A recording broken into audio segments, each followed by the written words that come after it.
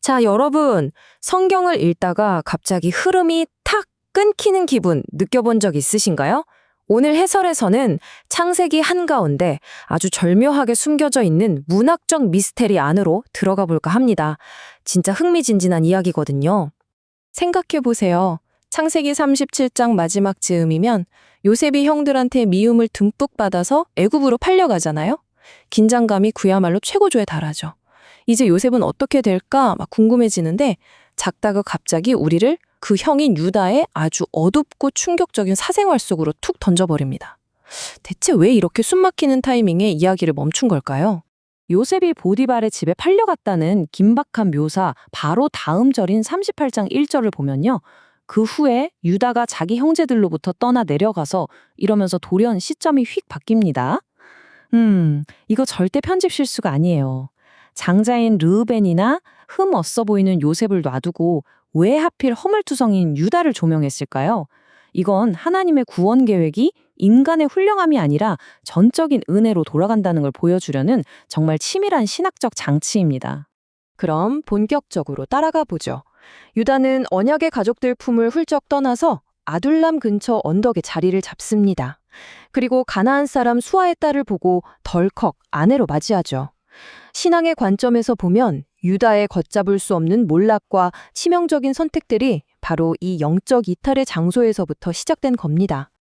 아둘람에서 유다가 보여준 모습들, 이게 바로 개혁주의에서 말하는 전적 타락, 즉 인간이 얼마나 철저하게 무너질 수 있는지를 적나라하게 보여줍니다. 가나안 여인과 결혼하면서 신앙의 순수성은 내다 버렸고요. 영적인 나침반도 완전히 박살났죠. 그렇게 키워낸 아들들 역시 여호와 보시기에 악을 행하는 아주 타락한 자들이 되고 말았습니다. 여기서 정말 소름 돋는 대비가 하나 나오는데요. 유다의 첫째 아들 엘은 여호와 보시기에 악해서 즉각적으로 죽음을 맞이합니다. 둘째 아들 오나는 어땠을까요? 형수 다말을 위해 대를 이어줘야 할 책임이 있었는데 그걸 아주 이기적으로 회피하다가 결국 하나님의 심판을 받아 똑같이 죽게 됩니다. 인간의 그 끔찍한 이기심과 실패, 그리고 그에 대한 하나님의 단호한 심판이 확 교차하는 지점이죠. 아들 둘을 연달아 잃었어요. 유다가 얼마나 무서웠겠습니까?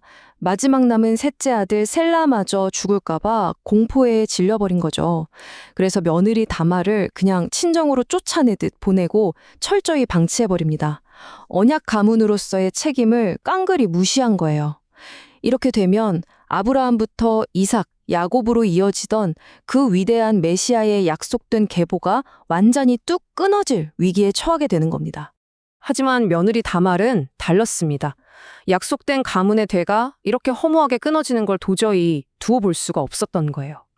대를 잇기를 간절히 기다리던 어느 날 시아버지 유다가 딥나로 가는 길을 지나간다는 소식을 딱 듣게 됩니다.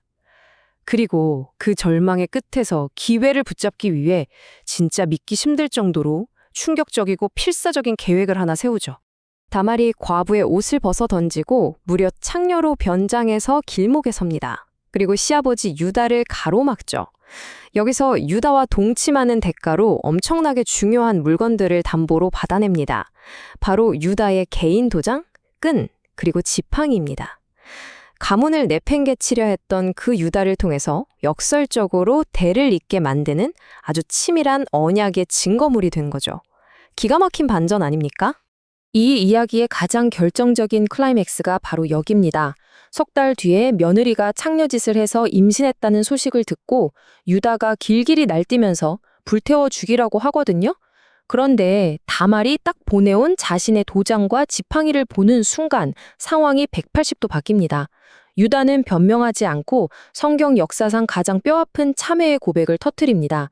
그는 나보다 옳도다. 이렇게 말이죠. 여기서 유다가 다말의 도덕성이 깨끗하다고 칭찬한 게 절대 아닙니다.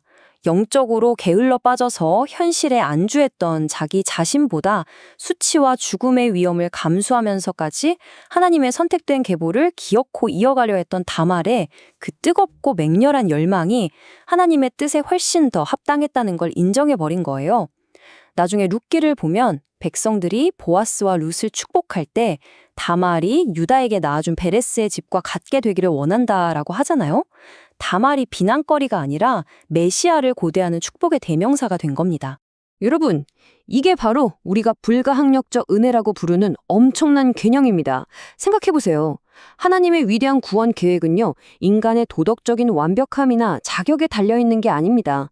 인간이 아무리 망쳐놓고 방해해도 기어코 끝까지 이뤄내시는 하나님의 그 꺾이지 않는 신실함, 오직 거기에만 달려있다는 걸 완벽하게 증명해주는 거죠. 결국 이 스캔들 가득하고 얽히고 설킨 사똥을 통해서 다말은 쌍둥이를 낳습니다.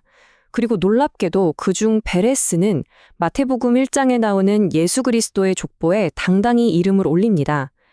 요한계시록 12장을 보면 사탄이 어떻게든 이 메시아의 계보를 끊어버리려고 길을 쓰잖아요. 그런데 보세요. 이 부끄러운 역사를 담은 혈통의 줄기는 수천 년을 뚫고 그리스도에게로 직접 이어집니다. 진정한 거장은 산산조각난 돌덩이로도 최고의 걸작을 만들어내는 법이죠. 로마서 5장 20절 말씀 기억하시나요? 죄가 더한 곳에 은혜가 더욱 넘쳤다. 하나님의 은혜는요, 인간의 실패와 죄악이 가장 바닥을 치는 바로 그 절망적인 순간에 오히려 가장 압도적으로 빛을 발한다는 걸 똑똑히 보여줍니다. 자, 그럼 다시 시야를 확 넓혀서 처음에 던졌던 질문으로 돌아가 보죠. 요셉 이야기 한가운데 대체 왜 유다의 실패가 끼어들어갔을까요? 앞서 유다 가문이 가나안 문화에 얼마나 무섭게 동화되고 썩어가는지 보셨잖아요? 하나님이 개입하지 않으셨다면 이 언약의 가족 전체가 가나안의 죄악에 먹혀서 흔적도 없이 정체성을 잃어버렸을 겁니다.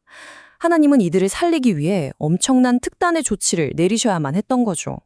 시편 105편을 보면 당시 이스라엘 백성들의 수가 너무 적어서 아주 미약했다고 해요.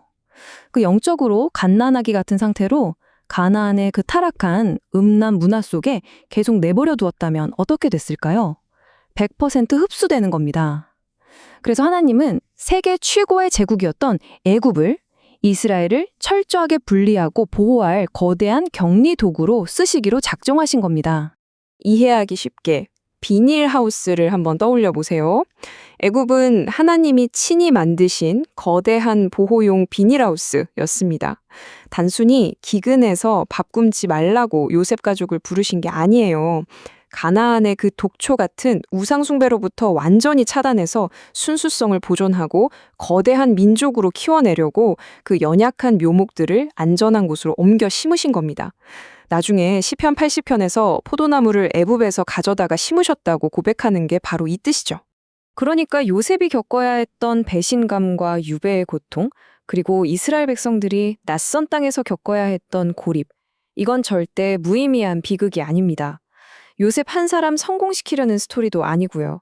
언약 백성 전체를 세속화로부터 지켜내서 생명을 살리려는 정말 깊고 깊은 하나님의 사랑이자 필수적이고 거룩한 섭리였던 겁니다. 이런 하나님의 기가 막힌 구원 전략을 한번 생각해 보세요. 살다 보면 우리도 뭔가 꽉 막힌 곳에 고립된 것 같고 원치 않는 불편한 상황에 내동댕이 쳐진 기분이 들 때가 있잖아요. 하지만 명심하세요. 하나님은 종종 그런 답답한 시간들을 우리 영혼을 지키는 안전한 비닐하우스로 사용하고 계십니다. 우리의 부끄러운 실패조차도 은혜의 필요성을 드러내는 통로가 되거든요. 자, 오늘 해설을 마무리하면서 여러분 스스로에게 꼭 던져봐야 할 묵상 질문 3가지를 드릴게요.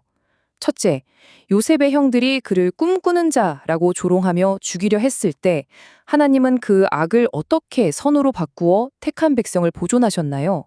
둘째, 하나님이 요셉을 애굽으로 훅 보내신 게 단순히 성공하라는 게 아니라 언약 백성을 살리기 위한 고립의 비닐하우스였음을 이제 깨달으셨나요? 마지막으로 그 수치스러운 유다의 범죄 속에서도 기어코 메시아의 계보를 이어내시는 하나님의 지독한 열심을 보며 여러분은 지금 나의 자격이 아닌 오직 불가항력적 은혜만을 온전히 붙들고 계십니까?